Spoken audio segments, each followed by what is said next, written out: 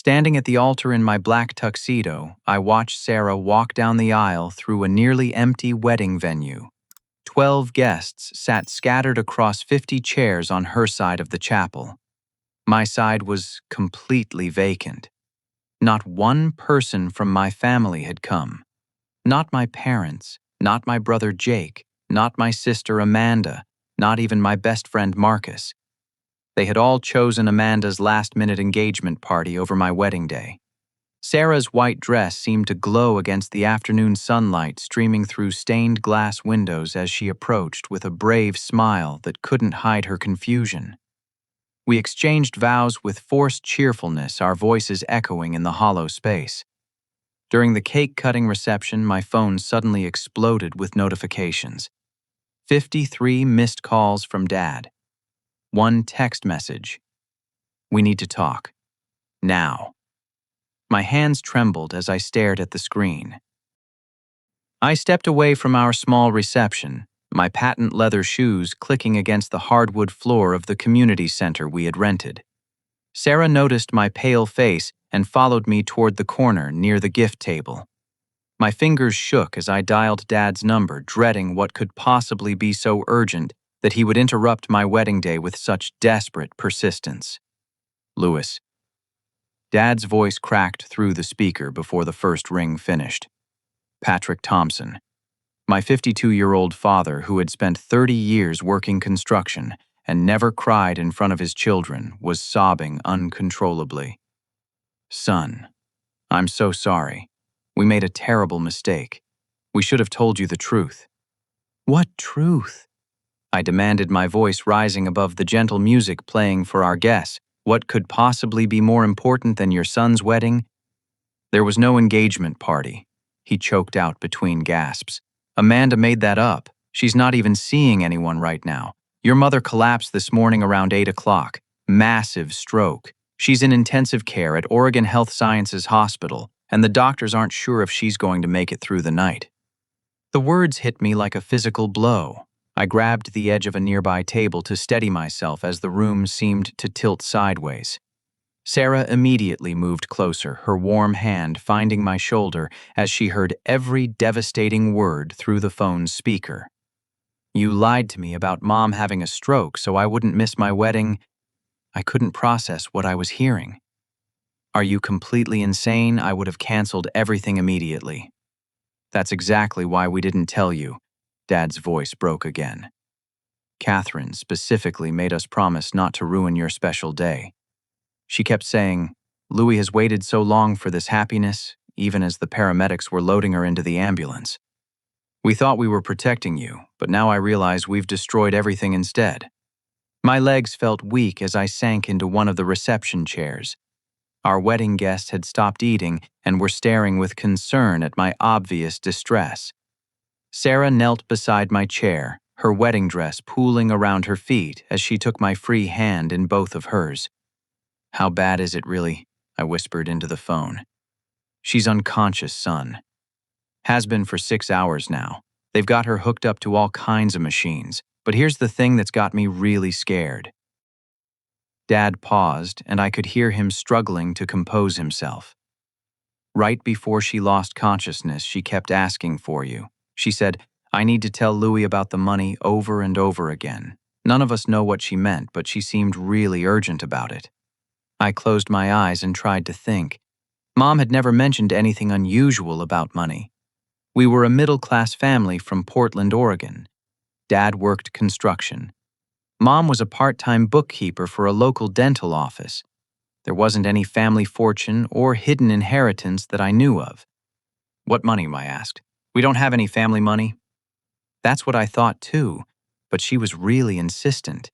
She grabbed my shirt and made me promise to tell you about the money in the basement before she passed out. Louie. I'm terrified she knows something we don't, and if she doesn't wake up, we'll never find out what she was trying to tell you. Sarah caught my eye and mouthed the words, we should go. I nodded already, standing up and looking around at our abandoned wedding reception. The 3-tier cake we had cut together just 20 minutes earlier sat half-eaten on the main table. Our photographer had stopped taking pictures and was quietly packing up his equipment. "We're coming to the hospital right now," I told Dad. "Don't make any medical decisions without me there." "Louis, wait." Dad's voice became even more strained. "There's something else. Amanda has been acting really strange lately. She's been asking a lot of questions about your college fund money and Grandpa George's inheritance. Jake thinks she might be in some kind of trouble, but she won't talk to any of us about it." My stomach dropped. Grandpa George had left me $28,000 when he died 3 years ago.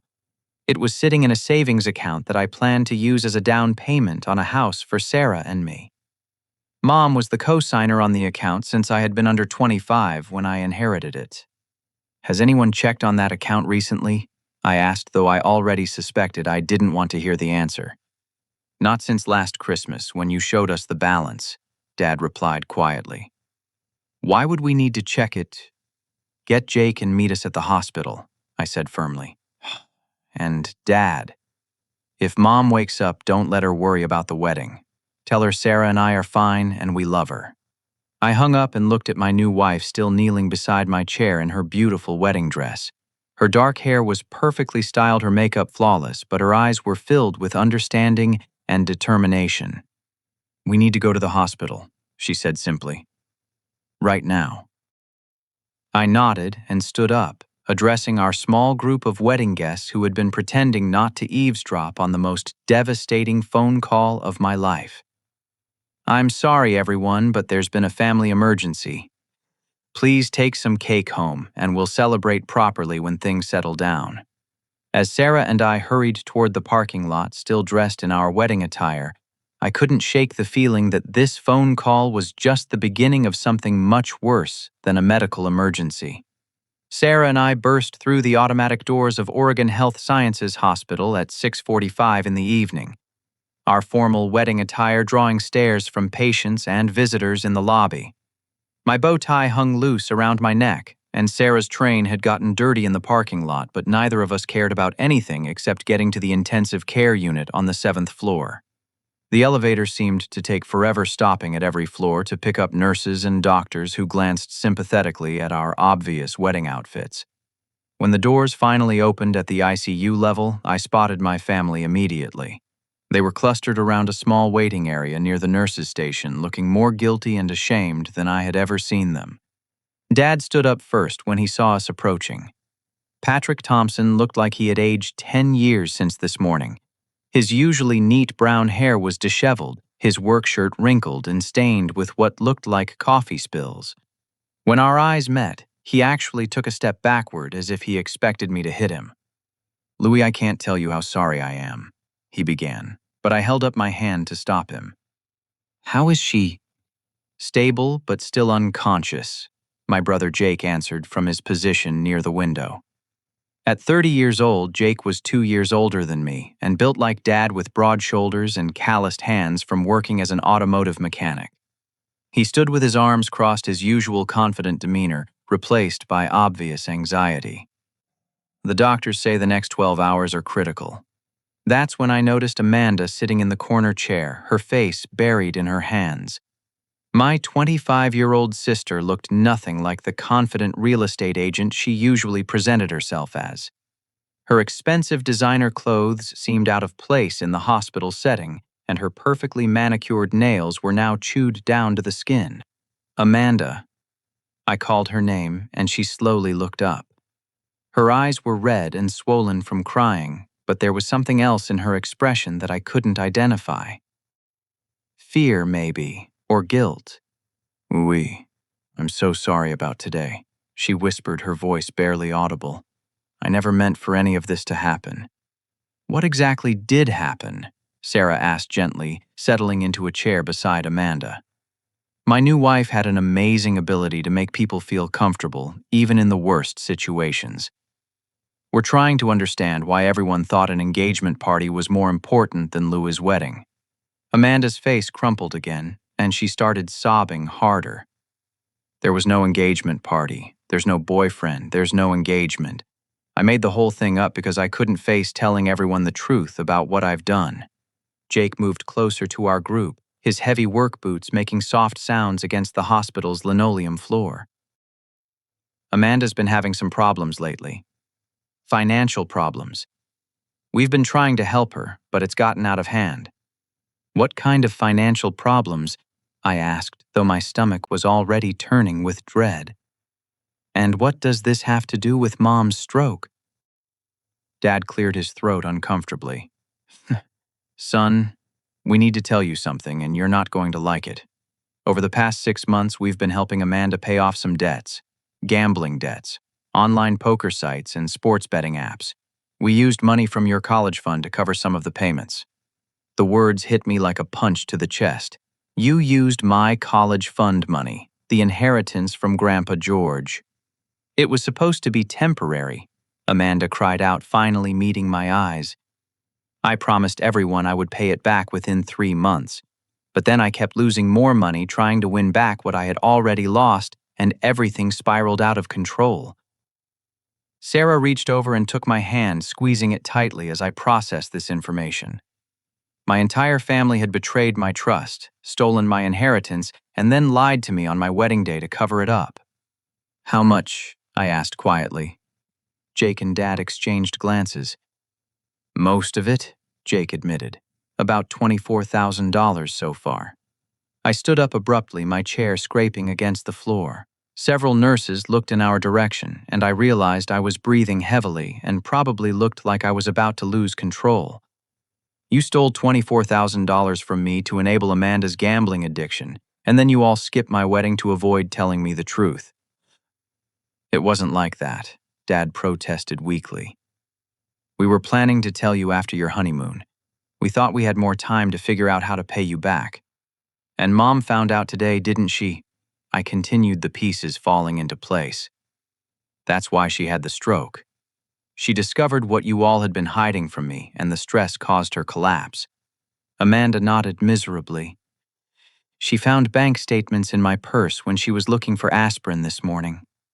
She saw the withdrawals from your account and completely lost it. Started yelling about how I had betrayed you and destroyed the family's trust. She said she was going to call you immediately and tell you everything. Then she grabbed her chest and fell down, Jake added quietly. The paramedics said extreme emotional stress can definitely trigger a stroke in someone with high blood pressure like Mom. I looked around at my family, these people I had trusted completely for 28 years, and felt like I was seeing them clearly for the first time. They had all conspired to steal from me, lie to me, and manipulate me while enabling Amanda's destructive behavior. There's more, isn't there? I asked, recognizing the expressions on their faces. This isn't the whole story. Amanda looked up at Dad and Jake with terror in her eyes. Should we tell him about the house? My blood ran cold. What about the house? Just then, an older woman with silver hair approached our group. I recognized her immediately as Aunt Helen, Mom's sister, who lived about 2 hours away in Salem.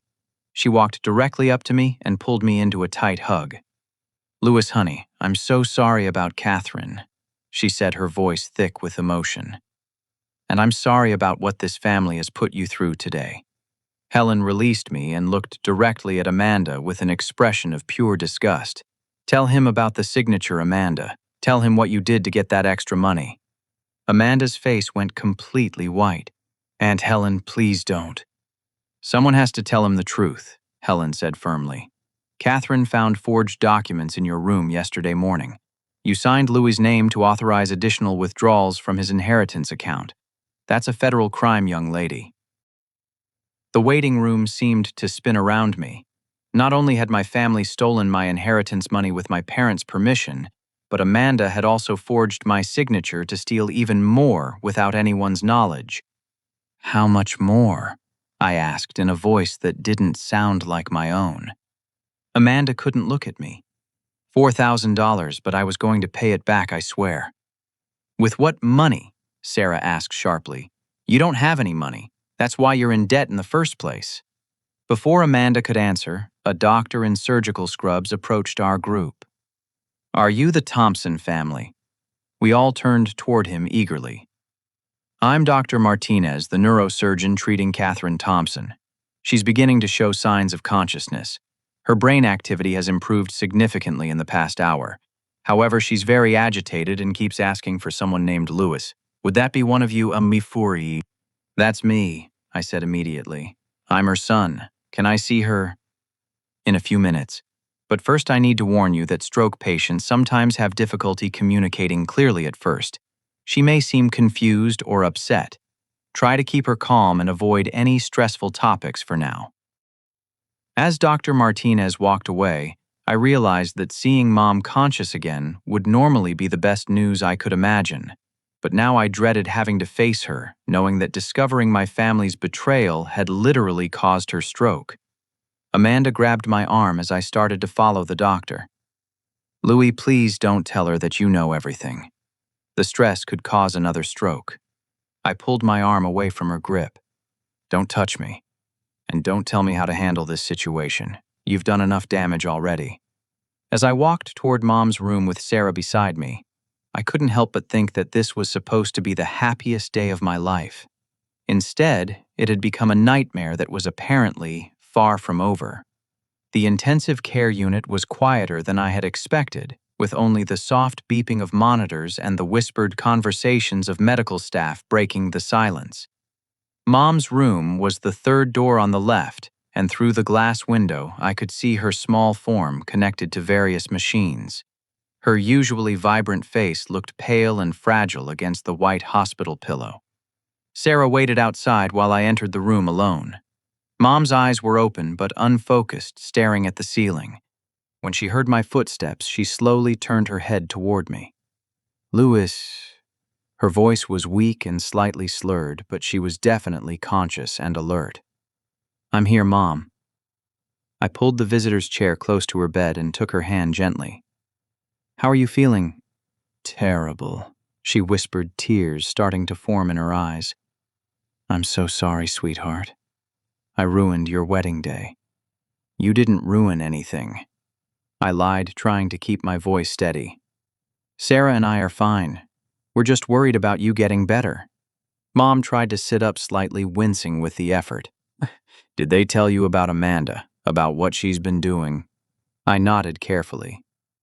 They told me about the gambling debts and the money from my college fund. It's worse than that, Mom said urgently, her grip on my hand tightening despite her weakness.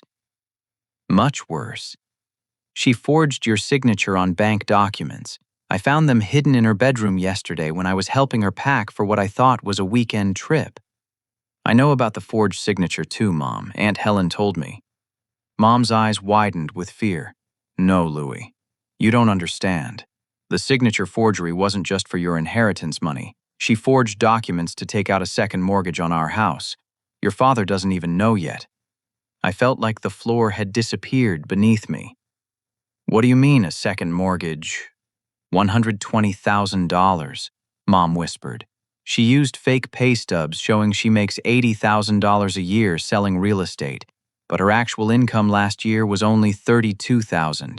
She forged both my signature and your father's signature on the application. I stared at her in disbelief. Our family home was a modest 3-bedroom ranch that Dad had bought in 1995 for $110,000. It was probably worth around $350,000 now, but Dad still owed about $40,000 on the original mortgage. A second mortgage for $120,000 would put the total debt at $160,000. Where did the money go? I asked, though I already suspected the answer. Gambling debts and loan sharks, Mom replied weakly. She showed me bank statements yesterday. She's been borrowing money from online loan companies at 25% interest rates. Louis, she owes $47,000 to various creditors, and some of them have been calling the house, making threats. A soft knock on the door interrupted our conversation. A man in an expensive gray suit entered the room carrying a leather briefcase. I recognized him as David Thompson, our family's attorney, though no relation despite sharing our last name. Ms. Thompson, I'm glad to see you're awake, David said politely. I received your voicemail yesterday afternoon about needing to discuss some urgent legal matters involving Amanda. Mom struggled to sit up further. David, this is my son Louis. I called you because Amanda has been forging signatures and taking out loans using our property as collateral without permission. David opened his briefcase and pulled out a manila folder. I've already begun investigating the situation based on the documents you faxed to my office. I'm afraid the news is quite serious.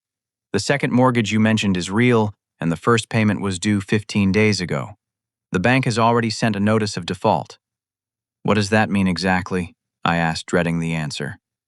It means if the payment isn't brought current within 30 days, they can begin foreclosure proceedings on the family home, David explained. The monthly payment on the second mortgage alone is $890 plus the existing mortgage payment of $450. That's over $1,300 per month in house payments.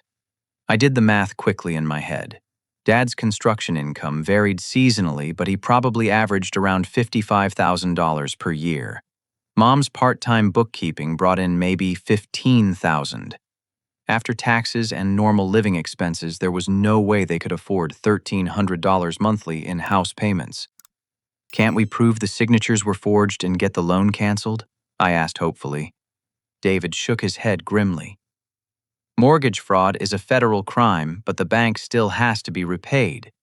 Even if Amanda is prosecuted, your parents would be responsible for proving they weren't involved in the fraud. Meanwhile, the foreclosure process would continue. Another knock interrupted us, and Sarah peeked into the room.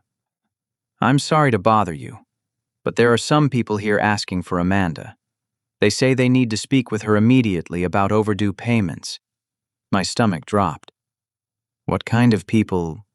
2 men in leather jackets, Sarah replied nervously. They look pretty intimidating, and they know which room we're in. The hospital security guard is keeping them in the lobby for now, but they seem really insistent. David closed his briefcase quickly. Mrs. Thompson, I think Amanda needs to speak with these gentlemen immediately, preferably with police present. Loan sharks don't usually visit hospitals unless the situation is quite desperate. Just then my phone buzzed with a text message.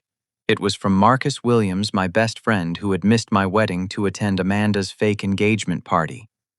Lewis, I need to talk to you right away. Amanda showed me some things about you and Sarah that really disturbed me. Can you call me immediately? I showed the message to Sarah, who frowned with confusion. What could Amanda have possibly told Marcus about us? I have no idea, I replied, but given everything else that's happened today, I'm sure it's not good. Mom tried to sit up again, her face filled with worry. Lewis, there's something else I need to tell you about Amanda. Something I discovered yesterday that explains why she's been so desperate for money lately. What now? I asked, though I wasn't sure I could handle any more revelations. She's been systematically lying to everyone in this family for months, Mom whispered. I found emails on her computer yesterday showing she's been monitoring your phone records, your social media accounts, and even your work communications. She's been collecting information about you and Sarah for weeks, though I couldn't figure out why. David looked alarmed. That sounds like stalking behavior. Has she been trying to interfere in Louie's personal relationships? Before anyone could answer, Jake burst into the room with Amanda trailing behind him. Amanda looked terrified, her eyes darting around the room as if she expected someone to attack her. Those men downstairs are looking for me, she said breathlessly. They say I owe them $15,000 and they want it today, or they're going to start collecting from family members instead. I stood up from my chair and faced my sister directly. Amanda, I want you to tell me the truth right now. What exactly did you tell Marcus about me and Sarah? Amanda's face crumpled. I can't. If I tell you everything, you'll never forgive me. I already might never forgive you, I replied coldly. But if you keep lying, I guarantee I won't. Amanda sank into the other visitor's chair and put her head in her hands. When she looked up again, her expression was one of complete defeat. I hired someone to create fake photos of you with other women, she confessed quietly. I showed them to Marcus 3 weeks ago and told him you were cheating on Sarah. I wanted him to stop you from getting married because I was jealous of your happiness, and I didn't want you to have a perfect life when mine was falling apart. The room fell completely silent except for the steady beeping of Mom's heart monitor. I felt Sarah's hand slip into mine, and I realized my own hands were shaking with rage. You hired someone to create fake evidence that I was cheating on my fiancé, I asked in disbelief. His name is Terry Walsh, Amanda continued miserably. He's the one who taught me how to forge signatures and get loans. He said if I could break up your marriage and destroy your credit, we could steal your identity and take out loans in your name without you knowing until it was too late. David immediately pulled out his phone. I'm calling the police right now. This has gone beyond family problems into serious criminal territory. As David stepped outside to make his call, I looked down at Amanda and felt a mixture of rage and pity that I had never experienced before. How long have you been planning to destroy my life? I asked quietly. 2 years, she whispered. Ever since you got promoted at work and started dating Sarah. I couldn't stand watching you succeed while I was failing at everything I tried. Mom spoke up weakly from her hospital bed. Amanda, what have you done? But before Amanda could answer, Sarah's phone rang. She looked at the screen and turned pale. It's my boss, she said worriedly. Why would he be calling me on my wedding day? As Sarah stepped into the hallway to take the call, I had the horrible feeling that Amanda's betrayal was about to reach into every corner of my life, destroying relationships and opportunities I didn't even know were at risk. Sarah returned from her phone call with an expression I had never seen before. Her face was a mixture of confusion, anger, and what looked like deep hurt. She remained standing in the doorway instead of coming back to my side, which immediately made me nervous. My boss just called to tell me that someone contacted him yesterday, claiming to be your wife, she said slowly, her eyes fixed on Amanda. This person told him that you had been arrested for domestic violence and that I was in the hospital with injuries. He was calling to check on my well-being and offer me time off work. Amanda couldn't meet Sarah's eyes. Sarah, I can explain. Actually, you can't explain, Sarah continued, her voice getting stronger with each word. Because there's no reasonable explanation for calling my workplace and lying about my husband being violent toward me.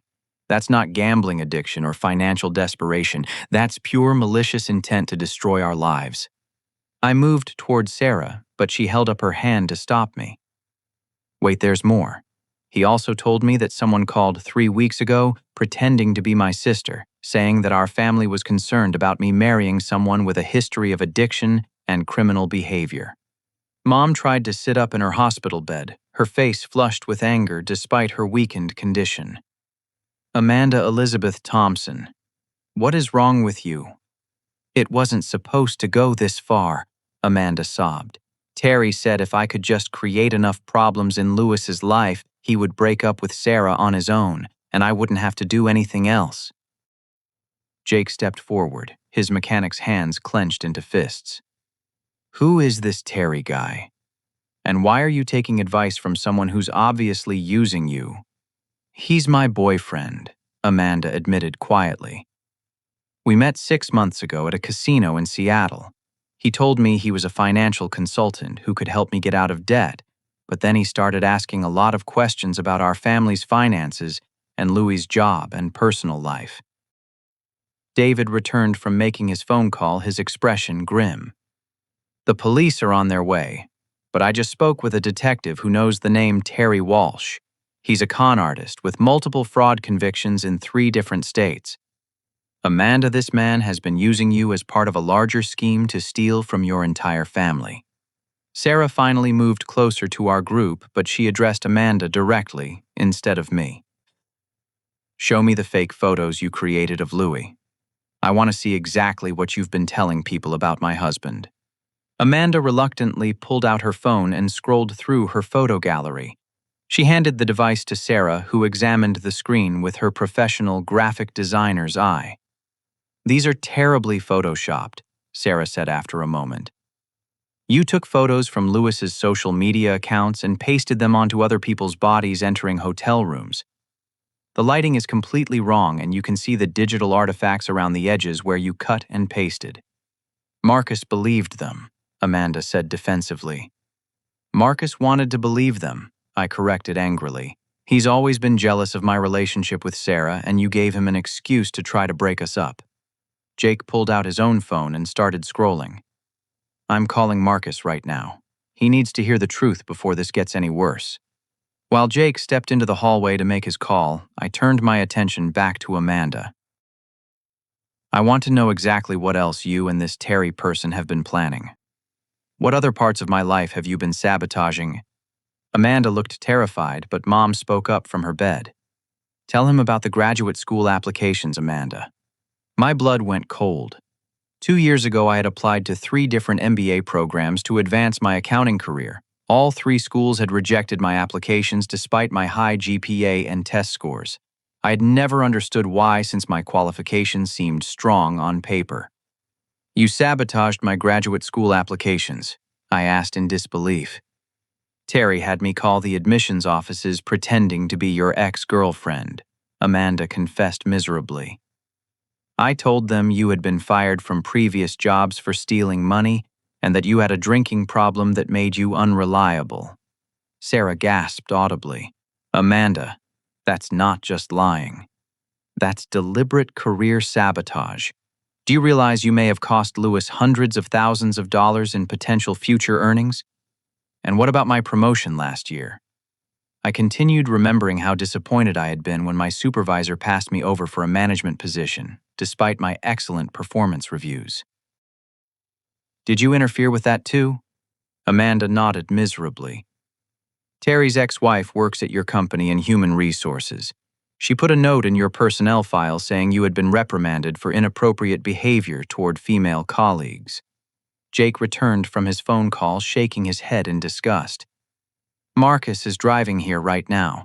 He says Amanda contacted him 6 weeks ago with those fake photos, but she also told him that Sarah was only marrying you for your money and planning to divorce you within a year to take half of your assets. What money? Sarah asked incredulously. We're both 28 years old with entry-level professional jobs and student loans. What assets could I possibly be after EY? That's what I tried to tell Marcus, Jake replied. But Amanda convinced him that our family had hidden wealth from Grandpa George's estate that you were trying to access through marriage. David looked up from his notes. This is classic manipulation behavior. Create false narratives that contain just enough believable details to make people doubt their own judgment. Mom attempted to sit up again, her voice stronger despite her physical weakness. Lewis, I need to tell you something else.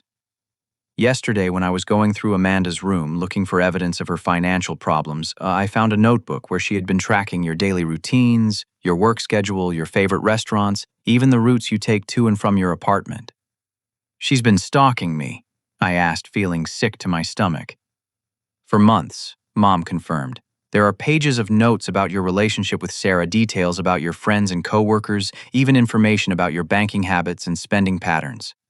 Amanda looked up with tears streaming down her face. I wasn't trying to hurt you, Louie. I was just trying to find ways to make my own life better. Terry said if I could gather enough information about successful people in my family, he could teach me how to improve my own financial situation. By destroying my financial situation, I shot back. By ruining my career prospects and sabotaging my marriage. Before Amanda could respond, a hospital security guard appeared in the doorway. Excuse me, folks, but those 2 gentlemen downstairs are getting pretty insistent about speaking with Miss Thompson. Should I have them wait longer, or do you want to handle this situation? David stood up immediately. The police should be here within 10 minutes. Can you keep those men in the lobby until then? I'll do my best, the guard replied, but they're starting to make other patients nervous. As the guard left, Amanda suddenly grabbed my arm. Lewis, there's something else I need to tell you before the police get here. Something about Terry that you need to know. What now? I asked, though I dreaded hearing another revelation.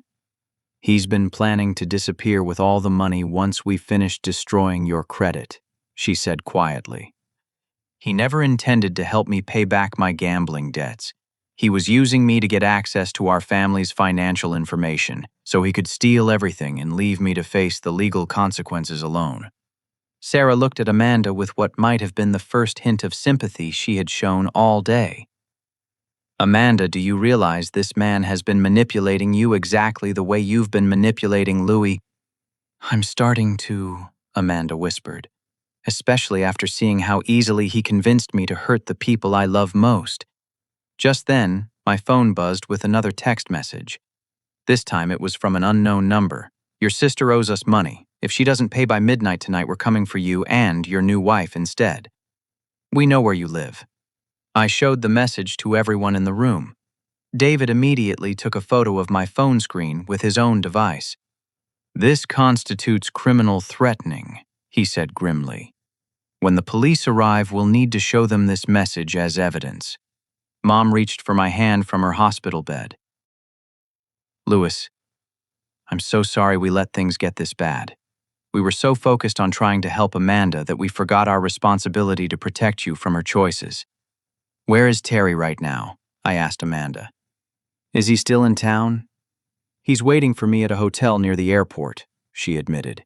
He expects me to bring him $15,000 tonight so we can fly to Las Vegas and get married. He promised that once we were married, he could use his financial expertise to help me pay back all my debts and start fresh. Jake shook his head in amazement.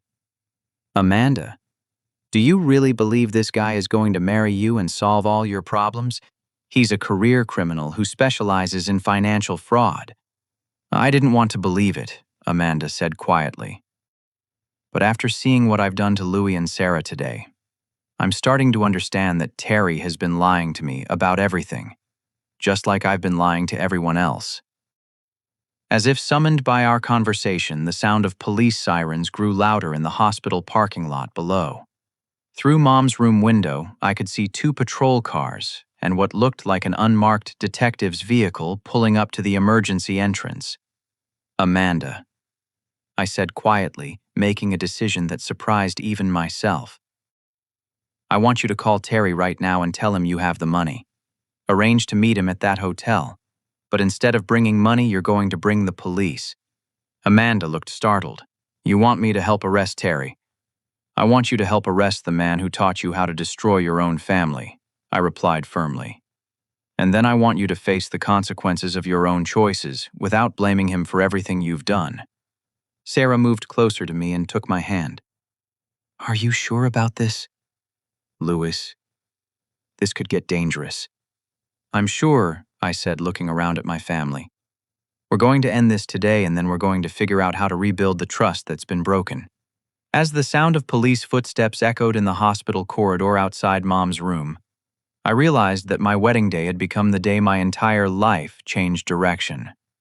But for the first time since Dad's phone call 6 hours earlier, I felt like I might actually have some control over what happened next. The police officers who entered Mom's hospital room were led by Detective Maria Santos, a woman in her early 40s with graying hair and the confident demeanor of someone who had seen every type of family crisis imaginable. She was followed by 2 uniformed officers and a man in a suit who introduced himself as FBI agent Robert Fisher. Mrs. Thompson. Detective Santos said gently, I understand you've been the victim of financial fraud committed by a family member. Before we proceed, I need to know if you're feeling well enough to give a statement. Mom nodded weakly but with determination. I'm fine enough to make sure my daughter faces the consequences of what she's done to this family. Agent Fisher opened a small recording device and placed it on Mom's bedside table. Mrs. Thompson, we've been investigating Terry Walsh for 8 months as part of a multi-state fraud operation. If your daughter has been working with him, she may have information that could help us locate him and several other victims. There's more evidence you need to see, Mom said, struggling to sit up higher in her bed. I've been documenting Amanda's behavior for the past 2 years because I suspected she was lying about her income and her gambling losses. Mom looked directly at Dad, who was standing near the window with his arms crossed. Patrick, you need to go to our basement immediately and open the safe behind the water heater. The combination is our wedding anniversary, 041792. Dad looked confused. Catherine, what safe? We don't have a safe in the basement. I installed it 6 months ago when Amanda's behavior became too suspicious to ignore, Mom explained. I've been hiding copies of documents, photos, and even audio recordings of her phone conversations when she didn't know I was listening. Jake stepped forward eagerly. Mom, Why didn't you tell us you were investigating Amanda? Because you and your father kept making excuses for her behavior instead of holding her accountable, Mom replied sharply. Every time I suggested she needed professional help for her gambling addiction, you both said I was being too harsh and that families should stick together no matter what. Detective Santos looked interested. What kind of evidence did you collect, Mrs. Thompson? Audio recordings of Amanda talking to Terry about their plans to steal Lewis's identity, Mom said. Screenshots of fake social media profiles she created to harass Lewis's friends and co-workers.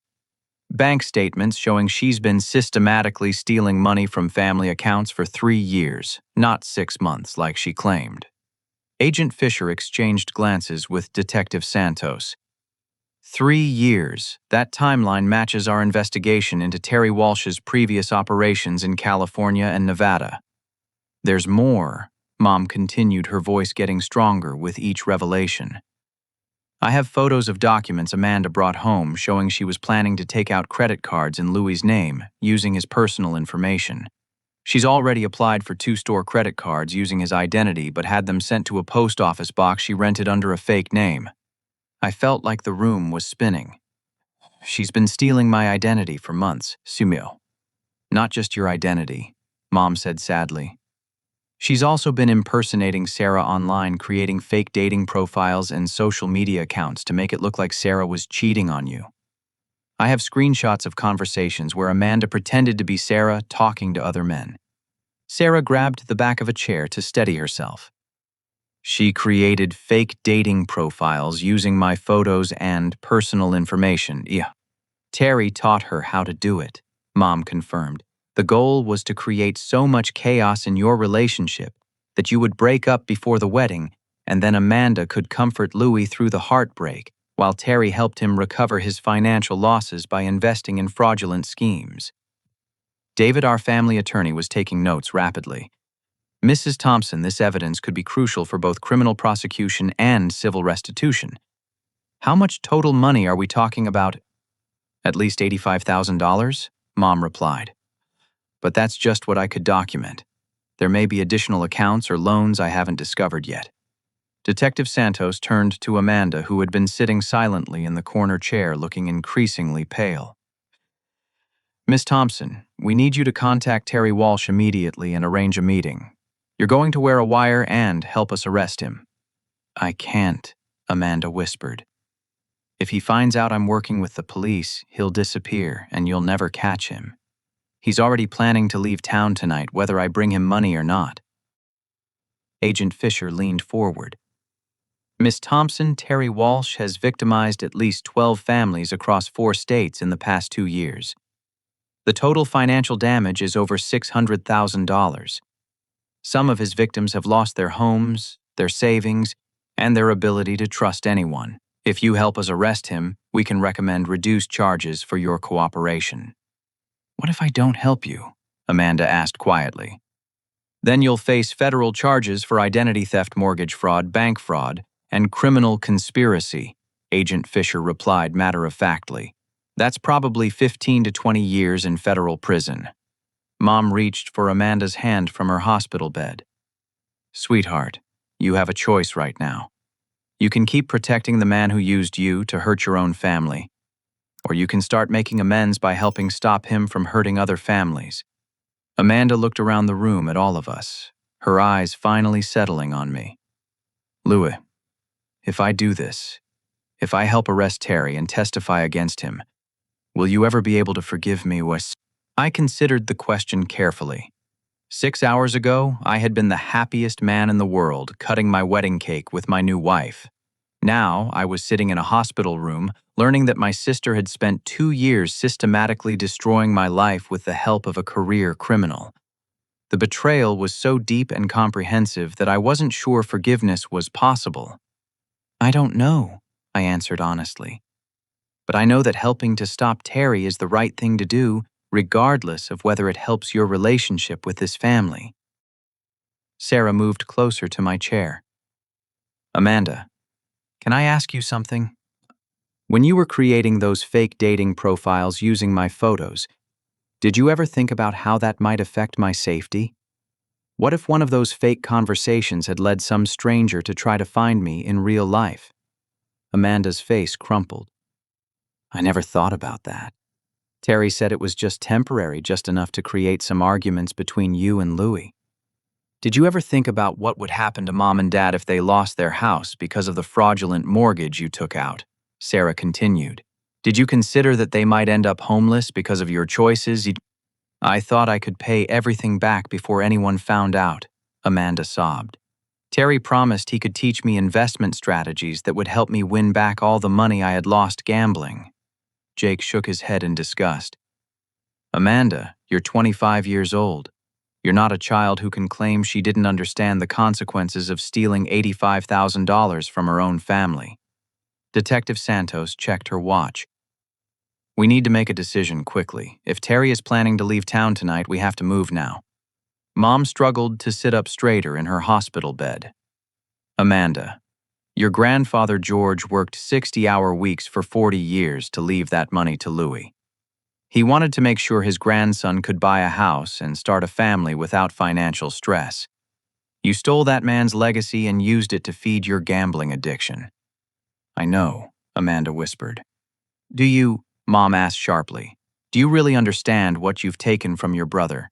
Not just money, but opportunities, relationships, peace of mind, trust in his own family.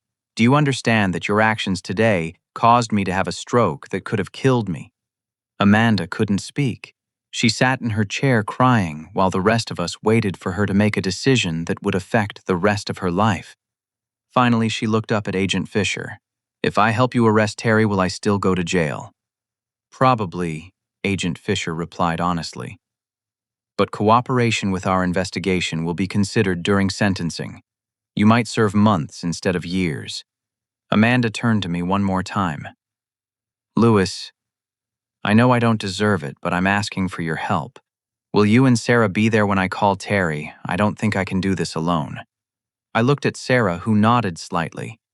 Despite everything Amanda had done to us, she was still my sister, and this was her chance to stop being Terry's victim and start taking responsibility for her own choices. We'll be there, I said quietly. But Amanda, this is the last chance for honesty. If you're hiding anything else from us, anything at all, you need to tell the police right now. Amanda wiped her eyes and took a deep breath. There's one more thing. Terry has been planning to use the information I gathered about Louis to steal the identities of Louis's co-workers and friends too. He has a whole list of people he wants to target next, including Sarah's family. Agent Fisher and Detective Santos exchanged grim looks. Terry Walsh's operation was apparently much larger and more sophisticated than even they had realized. Miss Thompson, Agent Fisher said firmly, you're going to help us stop Terry Walsh tonight, and then you're going to help us identify every single person whose information you gave him so we can warn them before they become his next victims. As the police officers began discussing the details of their plan to arrest Terry, I realized that my wedding day had become the beginning of a much larger story than just family betrayal. We were about to help stop a criminal who had destroyed multiple families across multiple states. Despite everything that had gone wrong, there was something satisfying about the thought of Terry Walsh finally facing justice for his crimes. By 9:30 that evening, Amanda was sitting in the back of an unmarked police car in the parking lot of the Airport Inn, a budget hotel 15 minutes from Portland International Airport. She wore a small recording device taped to her chest and had been coached by Detective Santos on how to get Terry to admit his crimes on tape. I sat in Agent Fisher's vehicle 50 yards away, watching through binoculars as Amanda walked across the parking lot toward room 214. Sarah was beside me. Her wedding dress now wrinkled and stained from our long day at the hospital, but her eyes focused intently on the operation unfolding in front of us. Unit 3, we have visual confirmation that the suspect is in room 214, Agent Fisher said into his radio. Lights are on, and we can see movement through the curtains. Marcus had arrived at the hotel 20 minutes earlier, still wearing his good clothes from Amanda's fake engagement party. He looked exhausted and ashamed as he approached our vehicle. I can't believe I let Amanda convince me you were cheating on Sarah, he said through the open window. Those photos looked so real, and she seemed so concerned about protecting you from making a mistake. She's very good at manipulation, I replied, keeping my eyes on Amanda as she knocked on Terry's hotel room door. The important thing is that you're here now helping us fix this situation. Through our surveillance equipment, we could hear Amanda's conversation with Terry as he led her into the room. Did you bring the money? Terry's voice was rough and impatient. I brought $15,000, Amanda replied, following the script the police had given her. But Terry, I'm having second thoughts about leaving town tonight. Maybe we should wait a few more days and get more money before we go to Las Vegas. We can't wait, Terry said firmly. Your family is getting suspicious and those loan sharks are getting more aggressive. If we don't leave tonight, this whole operation is going to fall apart. Agent Fisher smiled grimly. He's already admitting to criminal activity. We've got him. Through the recording device, we could hear Terry moving around the hotel room.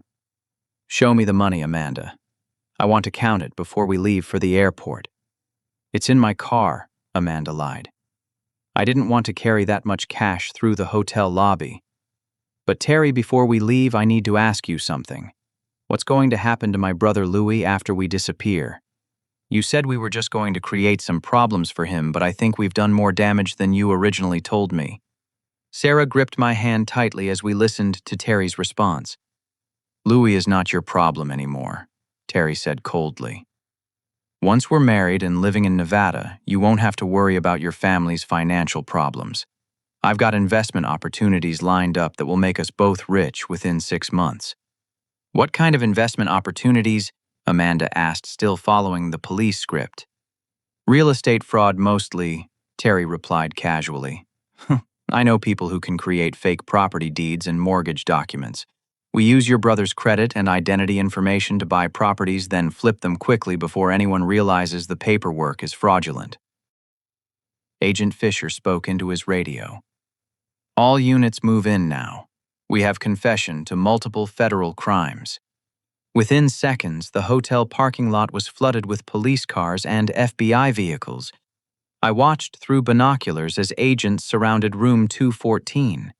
Through our audio equipment, we could hear Terry's voice suddenly turn, panicked. Amanda, what did you do? How did the police find us here? I'm sorry, Terry, Amanda replied, and for the first time all day, she sounded genuinely sorry about something. I can't keep helping you hurt people. The sound of the hotel room door being kicked in came through our speakers, followed by shouting as Terry was arrested. Agent Fisher motioned for us to stay in the vehicle while his team secured the suspect. 10 minutes later, Detective Santos approached our car with Amanda walking beside her. My sister looked relieved but also terrified about what would happen to her next. Terry Walsh is in custody, Detective Santos reported. He had multiple fake identification cards in his hotel room along with personal information for at least 30 different potential victims. Amanda's cooperation tonight probably saved a lot of families from being defrauded.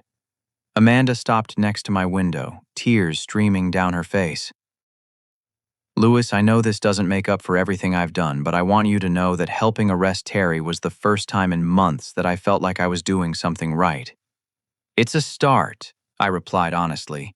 But Amanda, you're going to have to face legal consequences for your own crimes, not just Terry's. I know, she said quietly. Detective Santos explained that I'll probably serve 6 to 8 months in county jail, plus community service and restitution payments. But at least Terry won't be able to hurt anyone else. Agent Fisher approached our vehicle with a folder of documents. Mr. Thompson, we found evidence in Terry's hotel room that he was planning to use your identity to commit additional frauds in at least 3 other states. Your sister's cooperation tonight has prevented hundreds of thousands of dollars in additional theft. Sarah squeezed my hand. Does that mean this nightmare is finally over? Not quite, Agent Fisher replied. We still need to notify all the potential victims whose information Terry collected, and Amanda will need to provide detailed testimony about their entire operation. But yes, the immediate threat to your family is over. As Amanda was led away in handcuffs by Detective Santos, she turned back toward our car one more time. "Louis, Sarah, I know I don't deserve forgiveness, but I hope someday you'll be able to think of me as your sister again, instead of the person who tried to destroy your lives." I didn't know how to respond to that, so I simply nodded. Forgiveness would be a long process that depended entirely on Amanda's actions going forward, not her words in a hotel parking lot. Marcus appeared at my window again as the police cars began leaving the scene. "Louis, I owe you a huge apology. Not just for believing Amanda's lies, but for missing your wedding to attend a party that didn't even exist. We'll figure out how to rebuild our friendship," I told him. "But Marcus, you need to understand that your willingness to believe I was cheating on Sarah without even asking me about it shows that you don't trust me the way a best friend should." Marcus nodded sadly. "You're right. I was jealous of your relationship with Sarah, and Amanda gave me an excuse to try to cause problems between you. That's on me, not just on her." As we finally left the hotel parking lot at nearly 11 o'clock that night, still wearing our wedding attire from what felt like a lifetime ago, I realized that this day had taught me something important about the people in my life. Some relationships, like my marriage to Sarah, had grown stronger under pressure. Others, like my friendship with Marcus and my relationship with Amanda, would need to be rebuilt from scratch, based on honesty and accountability rather than blind loyalty. "Do you think Amanda will actually change?" Sarah asked as we drove back toward the hospital to check on Mom before going home. "I don't know," I replied honestly. "But for the first time, she's going to face real consequences for her choices instead of having family members enable her behavior. Maybe that's what she needs to start taking responsibility for her own life."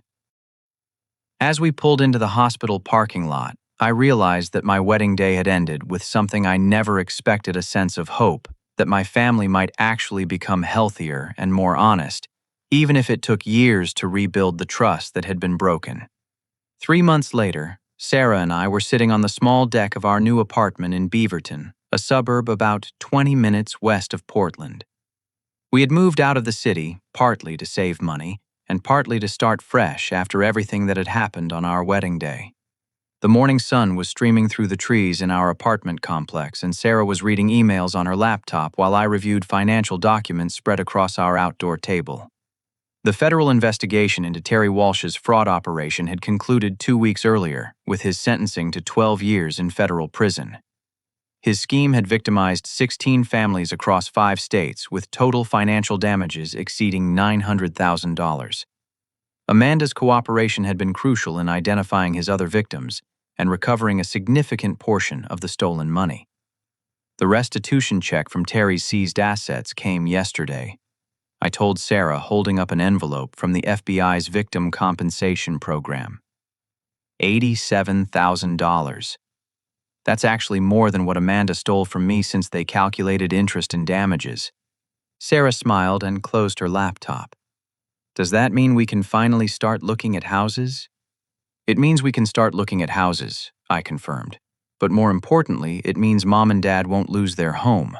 The bank agreed to restructure their mortgage payments once they proved the second mortgage was obtained through fraud. My phone buzzed with a text message from Jake. "Mom's physical therapy went well today. Doctor says she'll make a full recovery within 6 months. Dad wants to know if you and Sarah can come for dinner Sunday." I showed the message to Sarah, who nodded immediately. "I'd like that. I think your parents have learned a lot about enabling versus supporting family members. Over the past 3 months, my family had gone through intensive counseling with a therapist who specialized in financial abuse and family dysfunction. Dad and Jake had both admitted that their attempts to help Amanda by covering her debts and making excuses for her behavior had actually enabled her to continue making increasingly destructive choices. "Have you decided what you're going to say to Amanda when she calls tonight?" Sarah asked gently. Tonight would be the first time Amanda and I had spoken since her sentencing 6 weeks earlier. She was serving 8 months in Washington County Jail, followed by 2 years of supervised probation and 500 hours of community service. More importantly, she was participating in a gambling addiction treatment program and meeting with a counselor who specialized in helping people rebuild relationships damaged by their own destructive behavior.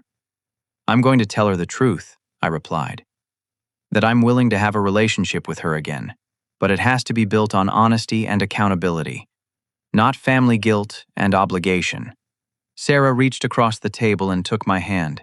"You've grown so much since our wedding day. I'm proud of how you've handled this whole situation." "I had a good example to follow," I said, squeezing her hand gently. "You never wavered in your support for me, even when you found out my family was completely dysfunctional." "Every family has problems," Sarah replied with a smile. "Yours just had more dramatic problems than most."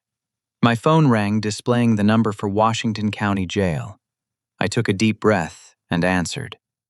"Hi, Amanda." "Hi, Louis." Her voice sounded different than I remembered. Calmer, maybe. Less desperate. "Thank you for accepting my call. I wasn't sure you would." "I almost didn't," I replied honestly. "But my therapist thinks it's important for both of us that we try to have an honest conversation." "You're seeing a therapist too." "Sarah and I are doing couples counseling to make sure we have healthy communication patterns," I explained. "And I'm doing individual therapy to work through the trust issues that developed after discovering how much of my life you had been sabotaging." Amanda was quiet for a moment. "Louis, I know this doesn't change anything, but I want you to know that being in jail has given me time to really understand what I did to you and Sarah. Not just the money, but the systematic way I tried to destroy your happiness because I was jealous of your success." "What have you learned?" I asked, genuinely curious about her answer. "I learned that I've been blaming other people for my problems since I was a teenager," Amanda replied. "I blamed you for being more successful than me. I blame Mom and Dad for not giving me enough attention. I blame my gambling addiction on stress from work. But the truth is, I made choices that hurt people I love because I was too cowardly to face my own failures and work to improve my life honestly." Sarah was listening to the conversation, and she nodded approvingly at Amanda's words. "The counselor here helped me understand that when I was destroying your relationships and career opportunities, I was trying to bring you down to my level instead of working to bring myself up to yours," Amanda continued. "That's not how family should work." "No, it's not," I agreed. "Amanda, I want you to know that I've forgiven you, but that doesn't mean I trust you yet. Trust has to be earned back through consistent actions over time, not through apologies." "I understand," Amanda said quietly. "I'm hoping that when I get out of jail in 5 months, I can show you and Sarah that I've really changed. I've been accepted into a job training program for medical billing that starts when I'm released. It's honest work that will let me pay back the restitution money I owe to you and the other families Terry and I hurt." "That sounds like a good start," I replied. "Amanda, do you understand why I can't have you in my life if you go back to gambling or lying or manipulating people?" "Yes," she answered immediately. "Because enabling my destructive behavior doesn't actually help me, and it's not fair to you and Sarah to put your peace of mind at risk because of my choices." After we hung up, Sarah and I sat quietly on our deck for a few minutes, processing the conversation. "Do you think she's really changed?" Sarah asked. "I think she's starting to change," I replied carefully. "But the real test will be how she handles challenges and stress when she gets out of jail and has to rebuild her life from scratch." My phone buzzed again, this time with a text from Marcus. "Got the promotion at work I interviewed for last week. Want to celebrate with dinner Saturday, Sarah's choice of restaurant." Over the past 3 months, Marcus and I had slowly rebuilt our friendship through honest conversations about jealousy, trust, and loyalty. He had admitted that Amanda's lies about my marriage had been easy for him to believe because he had always been somewhat envious of my relationship with Sarah. Working through those issues had actually made our friendship stronger than it had been before. "Marcus got the promotion," I told Sarah. "He wants to take us to dinner to celebrate." "That's great news," Sarah replied. "I'm glad you two were able to work through the problems Amanda created between you." "I'm glad too." I realized that losing Marcus as a friend would have been another way Amanda's manipulation continued to hurt me even after she was in jail. As the afternoon wore on, we continued working on our financial planning documents and discussing our goals for the next few years. The restitution money from Terry's conviction meant we could afford a down payment on a modest house within 6 months. More importantly, it meant we could start our marriage with a solid financial foundation instead of the debt and uncertainty Amanda's crimes had created. "Louis," Sarah said as we prepared to go inside and start dinner, "can I tell you something I've been thinking about lately?" Of course. Our wedding day was supposed to be the happiest day of our lives, and in some ways, it was the worst day of our lives, she began. But going through that crisis together taught us that we can handle anything as a team. I'm actually grateful for what we learned about ourselves and our relationship. I considered her words carefully. You're right. If Amanda's betrayal had happened 5 years from now, after we had kids and a mortgage and more complicated lives, it might have destroyed us.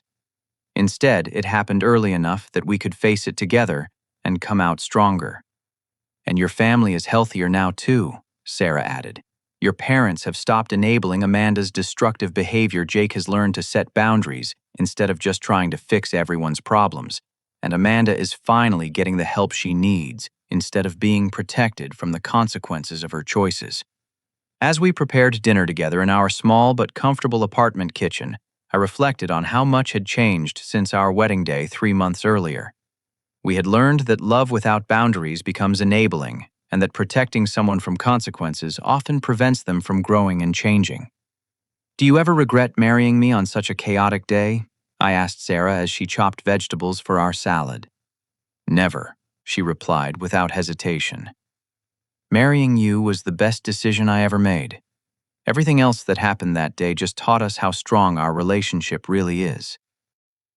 6 months later, we renewed our wedding vows in the backyard of the small house we had purchased with our restitution money. This time, both of our families were present.